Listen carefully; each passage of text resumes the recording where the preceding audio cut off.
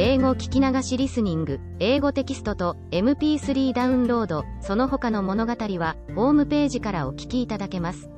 88thpp.com 88thpp.com Part 2. A Voyage to Brobdingnog. Chapter 1. A great storm described, the long boat sent to fetch water, the author goes with it to discover the country. He is left on shore, is seized by one of the natives, and carried to a farmer's house. His reception, with several accidents that happen there. A description of the inhabitants. Having been condemned, by nature and fortune, to active and restless life, in 2 months after my return, I again left my native country, and took shipping in the Downs, on the 20th day of June, 1702, in the Adventure, Captain John Nicholas, a Cornish man, commander, bound for Surat. We had a very prosperous gale, till we arrived at the Cape of Good Hope, where we landed for fresh water, but discovering a leak, we unshipped our goods and wintered there, for the captain falling sick of an ague, we could not leave the Cape till the end of March. We then set sail, and had a good voyage till we passed the Straits of Madagascar, but having got northward of that island, and to about 5 degrees south latitude, the winds, which in those seas are observed to blow a constant equal gale between the north and west, from the beginning of December to the beginning of May, on the 19th of April began to blow with much greater violence, and more westerly than usual, continuing so for 20 days together, during which time, we were driven a little to the east of the Molucca Islands, and about 3 degrees northward of the line, as our captain found by an observation he took the 2nd of May, at which time the wind ceased, and it was a perfect calm, whereat I was not a little rejoiced. But he, being a man well experienced in the navigation of those seas, bid us all prepare against a storm, which accordingly happened the day following, for the southern wind, called the southern monsoon, began to set in. Finding it was likely to overblow, we took in our sprit sail, and stood by to hand the foresail, but making foul weather, we looked the guns were all fast, and handed the mizzen. The ship lay very broad off, so we thought it better spooning before the sea, than trying or hulling. We reefed the foresail and set him, and hauled aft the foresheet, the helm was hard a weather. The ship wore bravely. We belayed the fore dowhaul, but the sail was split, and we hauled down the yard, and got the sail into the ship, and unbound all the things clear of it. It was a very fierce storm, the sea broke strange and dangerous. We hauled off upon the lanyard of the whip staff, and helped the man at the helm. We would not get down our topmast, but let all stand, because she scudded before the sea very well, and we knew that the topmast being aloft, the ship was the wholesomer, and made better way through the sea, seeing we had sea room. When the storm was over, we set foresail and mainsail, and brought the ship to. Then we set the mizzen, main topsail, and the foretopsail. Our course was east-northeast, the wind was at southwest. We got the starboard tacks aboard, we cast off our weather braces and lifts, we set in the lead braces, and hauled forward by the weather bowlings, and hauled them tight, and belayed them, and hauled over the mizzen tack to windward, and kept her full and by as near as she would lie. During this storm, which was followed by a strong wind west-southwest, we were carried, by my computation, about 500 leagues to the east, so that the oldest sailor on board could not tell in what part of the world we were. Our provisions held out well, our ship was staunch, and our crew all in good health, but we lay in the utmost distress for water. We thought it best to hold on the same course, rather than turn more northerly, which might have brought us to the northwest part of Great Tartary, and into the frozen sea. On the 16th day of June, 1703, a boy on the topmast discovered land. On the 17th, we came in full view of a great island, or continent, for we knew not whether, on the south side whereof was a small neck of land jutting out into the sea, and a creek too shallow to hold a ship of above 100 tons. We cast anchor within a league of this creek, and our captain sent a dozen of his men well armed in the longboat, with vessels for water, if any could be found. I desired his leave to go with them, that I might see the country, and make what discoveries I could. When we came to land we saw no river or spring, nor any sign of inhabitants. Our men therefore wandered on the shore to find out some fresh water near the sea, and I walked alone about a mile on the other side, where I observed the country all barren and rocky. I now began to be weary, and seeing nothing to entertain my curiosity, I returned gently down towards the creek, and the sea being full in my view, I saw our men already got into the boat, and rowing for life to the ship. I was going to holla after them, although it had been to little purpose, when I observed a huge creature walking after them in the sea, as fast as he could. He waded not much deeper than his knees, and took prodigious strides, but our men had the start of him half a league, and, the sea thereabouts being full of sharp-pointed rocks, the monster was not able to overtake the boat. This I was afterwards told, for I durst not stay to see the issue of the adventure, but ran as fast as I could the way I first went, and then climbed up a steep hill, which gave me some prospect of the country. I found it fully cultivated, but that which first surprised me was the length of the grass, which, in those grounds that seemed to be kept for hay, was about 20 feet high. I fell into a high road, for so I took it to be, though it served to the inhabitants only as a footpath through a field of barley.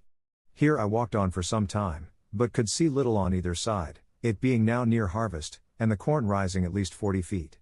I was an hour walking to the end of this field, which was fenced in with a hedge of at least 120 feet high, and the trees so lofty that I could make no computation of their altitude. There was a stile to pass from this field into the next. It had 4 steps, and a stone to cross over when you came to the uppermost. It was impossible for me to climb this stile, because every step was 6 feet high, and the upper stone about 20. I was endeavoring to find some gap in the hedge, when I discovered one of the inhabitants in the next field, advancing towards the stile, of the same size with him whom I saw in the sea pursuing our boat. He appeared as tall as an ordinary spire steeple, and took about 10 yards at every stride, as near as I could guess. I was struck with the utmost fear and astonishment, and ran to hide myself in the corn, whence I saw him at the top of the stile looking back into the next field on the right hand, and heard him call in a voice many degrees louder than a speaking trumpet, but the noise was so high in the air, that at first I certainly thought it was thunder. Whereupon 7 monsters, like himself, came towards him with reaping hooks in their hands, each hook about the largeness of 6 scythes. These people were not so well clad as the first, whose servants or laborers they seemed to be, for, upon some words he spoke, they went to reap the corn in the field where I lay. I kept from them at as great a distance as I could, but was forced to move with extreme difficulty, for the stalks of the corn were sometimes not above a foot distant, so that I could hardly squeeze my body betwixt them. However, I made a shift to go forward, till I came to a part of the field where the corn had been laid by the rain and wind. Here it was impossible for me to advance a step, for the stalks were so interwoven, that I could not creep through, and the beards of the fallen ears so strong and pointed, that they pierced through my clothes into my flesh. At the same time I heard the reapers not 100 yards behind me. Being quite dispirited with toil, and wholly overcome by grief and despair, I lay down between 2 ridges, and heartily wished I might there end my days. I bemoaned my desolate widow and fatherless children. I lamented my own folly and wilfulness, in attempting a second voyage, against the advice of all my friends and relations. In this terrible agitation of mind, I could not forbear thinking of Lilliput, whose inhabitants looked upon me as the greatest prodigy that ever appeared in the world, where I was able to draw an imperial fleet in my hand, and perform those other actions, which will be recorded forever in the chronicles of that empire, while posterity shall hardly believe them, although attested by millions. I reflected what a mortification it must prove to me, to appear as inconsiderable in this nation, as one single Lilliputian would be among us. But this I conceived was to be the least of my misfortunes, for, as human creatures are observed to be more savage and cruel in proportion to their bulk, what could I expect but to be a morsel in the mouth of the first among these enormous barbarians that should happen to seize me? Undoubtedly philosophers are in the right, when they tell us that nothing is great or little otherwise than by comparison. It might have pleased fortune, to have let the Lilliputians find some nation, where the people were as diminutive with respect to them, as they were to me. And who knows but that even this prodigious race of mortals might be equally overmatched in some distant part of the world, whereof we have yet no discovery. Scared and confounded as I was, I could not forbear going on with these reflections, when one of the reapers, approaching within 10 yards of the ridge where I lay, made me apprehend that with the next step I should be squashed to death under his foot, or cut in 2 with his reaping hook. And therefore, when he was again about to move, I screamed as loud as fear could make me, whereupon the huge creature trod short, and, looking round about under him for some time, at last espied me as I lay on the ground. He considered a while, with the caution of one who endeavors to lay hold on a small dangerous animal in such a manner that it shall not be able either to scratch or bite him, as I myself have sometimes done with a weasel in England. At length he ventured to take me behind, by the middle, between his forefinger and thumb, and brought me within 3 yards of his eyes, that he might behold my shape more perfectly. I guessed his meaning, and my good fortune gave me so much presence of mind, that I resolved not to struggle in the least as he held me in the air above 60 feet from the ground, although he grievously pinched my sides, for fear I should slip through his fingers. All I ventured was to raise my eyes towards the sun, and place my hands together in a supplicating posture, and to speak some words in a humble melancholy tone, suitable to the condition I then was in, for I apprehended every moment that he would dash me against the ground, as we usually do any little hateful animal, which we have a mind to destroy. But my good star would have it, that he appeared pleased with my voice and gestures, and began to look upon me as a curiosity, much wondering to hear me pronounce articulate words, although he could not understand them. In the meantime I was not able to forbear groaning and shedding tears, and turning my head towards my sides, letting him know, as well as I could, how cruelly I was hurt by the pressure of his thumb and finger. He seemed to apprehend my meaning, for, lifting up the lappet of his coat, he put me gently into it, and immediately ran along with me to his master, who was a substantial farmer, and the same person I had first seen in the field. The farmer having, as I suppose by their talk, received such an account of me as his servant could give him, took a piece of a small straw, about the size of a walking staff, and therewith lifted up the lappets of my coat, which it seems he thought to be some kind of covering that nature had given me. He blew my hairs aside to take a better view of my face.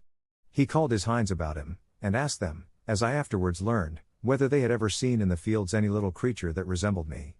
He then placed me softly on the ground upon all fours, but I got immediately up, and walked slowly backward and forward, to let those people see I had no intent to run away. They all sat down in a circle about me, the better to observe my motions.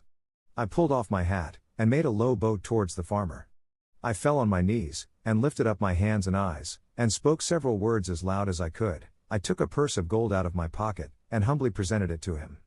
He received it on the palm of his hand, then applied it close to his eye to see what it was, and afterwards turned it several times with the point of a pin, which he took out of his sleeve, but could make nothing of it. Whereupon I made a sign that he should place his hand on the ground. I then took the purse, and, opening it, poured all the gold into his palm. There were 6 Spanish pieces of 4 pistoles each, beside 20 or 30 smaller coins. I saw him wet the tip of his little finger upon his tongue, and take up one of my largest pieces, and then another, but he seemed to be wholly ignorant what they were. He made me a sign to put them again into my purse, and the purse again into my pocket, which, after offering it to him several times, I thought it best to do. The farmer, by this time, was convinced I must be a rational creature. He spoke often to me, but the sound of his voice pierced my ears like that of a water mill, yet his words were articulate enough. I answered as loud as I could in several languages, and he often laid his ear within 2 yards of me, but all in vain, for we were wholly unintelligible to each other. He then sent his servants to their work, and taking his handkerchief out of his pocket, he doubled and spread it on his left hand, which he placed flat on the ground with the palm upward, making me a sign to step into it, as I could easily do, for it was not above a foot in thickness. I thought it my part to obey, and, for fear of falling, laid myself at full length upon the handkerchief, with the remainder of which he lapped me up to the head for further security, and in this manner carried me home to his house. There he called his wife, and showed me to her, but she screamed and ran back, as women in England do at the sight of a toad or a spider. However, when she had a while seen my behavior, and how well I observed the signs her husband made, she was soon reconciled, and by degrees grew extremely tender of me. It was about 12 at noon, and a servant brought in dinner. It was only one substantial dish of meat, fit for the plain condition of a husbandman, in a dish of about 24 feet diameter. The company were, the farmer and his wife, 3 children, and an old grandmother. When they were sat down, the farmer placed me at some distance from him on the table, which was 30 feet high from the floor. I was in a terrible fright, and kept as far as I could from the edge, for fear of falling. The wife minced a bit of meat, then crumbled some bread on a trencher, and placed it before me. I made her a low bow, took out my knife and fork, and fell to eat, which gave them exceeding delight. The mistress sent her maid for a small dram cup, which held about 2 gallons, and filled it with drink. I took up the vessel with much difficulty in both hands, and in a most respectful manner drank to her ladyship's health, expressing the words as loud as I could in English, which made the company laugh so heartily, that I was almost deafened with the noise. This liquor tasted like a small cider, and was not unpleasant. Then the master made me a sign to come to his trencher side, but as I walked on the table, being in great surprise all the time, as the indulgent reader will easily conceive and excuse, I happened to stumble against a crust, and fell flat on my face, but received no hurt. I got up immediately, and observing the good people to be in much concern, I took my hat, which I held under my arm out of good manners, and waving it over my head, made 3 huzzas, to show I had got no mischief by my fall. But advancing forward towards my master, as I shall henceforth call him, his youngest son, who sat next to him, an arch boy of about 10 years old, took me up by the legs, and held me so high in the air, that I trembled every limb, but his father snatched me from him, and at the same time gave him such a box on the left ear, as would have felled an European troop of horse to the earth, ordering him to be taken from the table. But being afraid the boy might owe me a spite, and well remembering how mischievous all children among us naturally are to sparrows, rabbits, young kittens, and puppy dogs, I fell on my knees, and pointing to the boy, made my master to understand, as well as I could, that I desired his son might be pardoned. The father complied, and the lad took his seat again, whereupon I went to him, and kissed his hand, which my master took, and made him stroke me gently with it. In the midst of dinner, my mistress's favorite cat leapt into her lap. I heard a noise behind me like that of a dozen stocking weavers at work, and turning my head, I found it proceeded from the purring of that animal, who seemed to be 3 times larger than an ox, as I computed by the view of her head, and one of her paws, while her mistress was feeding and stroking her. The fierceness of this creature's countenance altogether discomposed me, though I stood at the farther end of the table, above 50 feet off, and although my mistress held her fast, for fear she might give a spring, and seize me in her talons. But it happened there was no danger, for the cat took not the least notice of me when my master placed me within 3 yards of her. And as I have been always told, and found true by experience in my travels, that flying or discovering fear before a fierce animal, is a certain way to make it pursue or attack you, so I resolved, in this dangerous juncture, to show no manner of concern. I walked with intrepidity 5 or 6 times before the very head of the cat, and came within half a yard of her, whereupon she drew herself back, as if she were more afraid of me. I had less apprehension concerning the dogs, whereof 3 or 4 came into the room, as it is usual in farmers' houses, one of which was a mastiff, equal in bulk to 4 elephants, and another a greyhound, somewhat taller than the mastiff, but not so large. When dinner was almost done, the nurse came in with a child of a year old in her arms, who immediately spied me, and began a squall that you might have heard from London Bridge to Chelsea, after the usual oratory of infants, to get me for a plaything.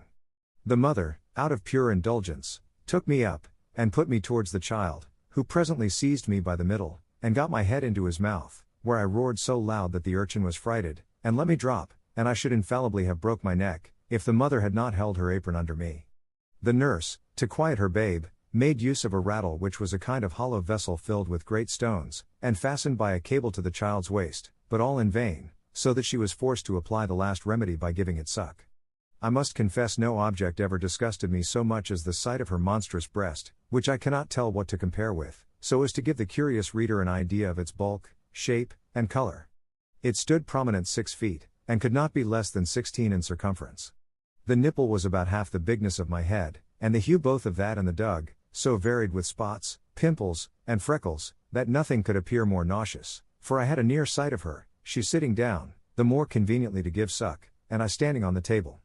This made me reflect upon the fair skins of our English ladies, who appear so beautiful to us, only because they are of our own size, and their defects not to be seen but through a magnifying glass, where we find by experiment that the smoothest and whitest skins look rough, and coarse, and ill-colored.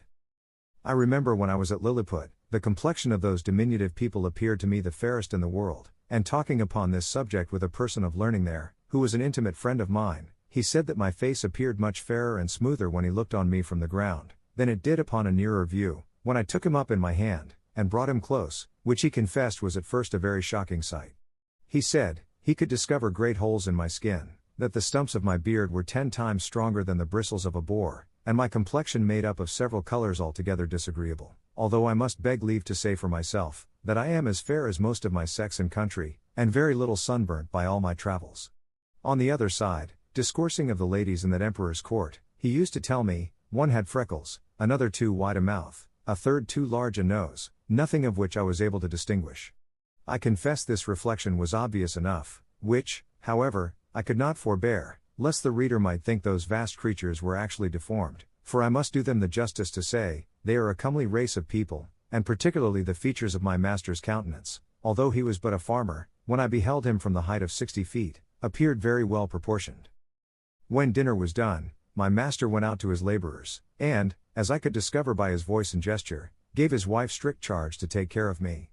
I was very much tired, and disposed to sleep, which my mistress perceiving, she put me on her own bed, and covered me with a clean white handkerchief, but larger and coarser than the mainsail of a man of war. I slept about 2 hours, and dreamt I was at home with my wife and children, which aggravated my sorrows when I awaked, and found myself alone in a vast room, between 200 and 300 feet wide, and above 200 high, lying in a bed 20 yards wide. My mistress was gone about her household affairs, and had locked me in. The bed was 8 yards from the floor. Some natural necessities required me to get down, I durst not presume to call, And if I had, it would have been in vain, with such a voice as mine, at so great a distance from the room where I lay to the kitchen where the family kept. While I was under these circumstances, 2 rats crept up the curtains, and ran smelling backwards and forwards on the bed. One of them came up almost to my face, whereupon I rose in a fright, and drew out my hanger to defend myself. These horrible animals had the boldness to attack me on both sides, and one of them held his forefeet at my collar, but I had the good fortune to rip up his belly before he could do me any mischief. He fell down at my feet, and the other, seeing the fate of his comrade, made his escape, but not without one good wound on the back, which I gave him as he fled, and made the blood run trickling from him. After this exploit, I walked gently to and fro on the bed, to recover my breath and loss of spirits. These creatures were of the size of a large mastiff, but infinitely more nimble and fierce, so that if I had taken off my belt before I went to sleep, I must have infallibly been torn to pieces and devoured. I measured the tail of the dead rat, and found it to be 2 yards long, wanting an inch, but it went against my stomach to drag the carcass off the bed, where it lay still bleeding. I observed it had yet some life, but with a strong slash across the neck, I thoroughly dispatched it. Soon after my mistress came into the room, who seeing me all bloody, ran and took me up in her hand. I pointed to the dead rat, smiling, and making other signs to show I was not hurt, whereat she was extremely rejoiced, calling the maid to take up the dead rat with a pair of tongs, and throw it out of the window. Then she set me on a table, where I showed her my hanger all bloody, and wiping it on the lappet of my coat, returned it to the scabbard. I was pressed to do more than one thing which another could not do for me, and therefore endeavored to make my mistress understand, that I desired to be set down on the floor, which after she had done, my bashfulness would not suffer me to express myself farther, than by pointing to the door, and bowing several times. The good woman, with much difficulty, at last perceived what I would be at, and taking me up again in her hand, walked into the garden, where she set me down. I went on one side about 200 yards, and beckoning to her not to look or to follow me, I hid myself between 2 leaves of sorrel, and there discharged the necessities of nature. I hope the gentle reader will excuse me for dwelling on these and the like particulars, which, however insignificant they may appear to groveling vulgar minds, yet will certainly help a philosopher to enlarge his thoughts and imagination, and apply them to the benefit of public as well as private life, which was my sole design in presenting this and other accounts of my travels to the world, wherein I have been chiefly studious of truth, without affecting any ornaments of learning or of style. But the whole scene of this voyage made so strong an impression on my mind, and is so deeply fixed in my memory, that, in committing it to paper I did not omit one material circumstance. However, upon a strict review, I blotted out several passages of less moment which were in my first copy, for fear of being censured as tedious and trifling, whereof travelers are often, perhaps not without justice, accused. 英語聞き流しリスニング、英語テキストと MP3 ダウンロード、その他の物語は、ホームページからお聞きいただけます。88thpp.com 88thpp.com